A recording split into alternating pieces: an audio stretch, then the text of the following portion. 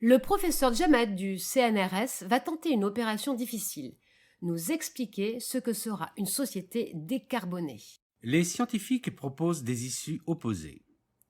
Pour certains, nous maintiendrons notre style de vie actuel, pour d'autres, ce sera le retour au Moyen Âge. Que proposent les uns et les autres pour atteindre leurs objectifs? Les optimistes appuient leurs convictions sur les nouveautés technologiques et techniques. En quoi consiste-t-elle? Il s'agit de la captation et du stockage du CO2 et de l'hydrogène vert. Pour les non-initiés, qu'est-ce que ça signifie? Cela signifie qu'il faut capter le carbone avant que celui-ci ne soit émis dans l'atmosphère. Comment y arrive-t-on? Il y a plusieurs approches, mais là on se plonge dans des détails très techniques. C'est plus simple pour le stockage?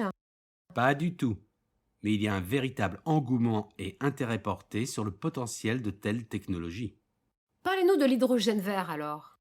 L'hydrogène est obtenu à partir de l'eau par électrolyse. Le gaz obtenu sera décarboné ou vert si l'électricité utilisée provient des énergies renouvelables. Ça a l'air impeccable. Le problème, c'est que ça revient très cher. Ces technologies ne sont ni matures ni économiquement viables. Si ceux-là sont les optimistes, qu'en est-il alors des pessimistes, ceux qui nous font remonter à l'âge de la pierre? À l'autre extrême, c'est la frugalité qui s'impose. C'est-à-dire? La consommation de viande est divisée par 3. On doit acheter bio et local à 70%, abolir ou limiter à l'extrême les transports en avion. Pour se rendre aux États-Unis, on ira à la rame.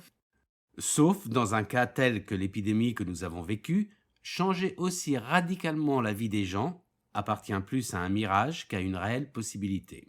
Il n'empêche qu'il faudra quand même faire quelque chose. Je crois que la solution réside dans la recherche de nouveaux matériaux.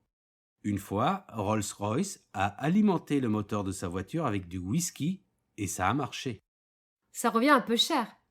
Oui, mais c'est la preuve qu'on peut faire du carburant avec des céréales, et une distillerie écossaise utilise les déchets de sa production de whisky pour créer du biocarburant pour les camions. Oh, j'espère qu'ils tiennent bien la route.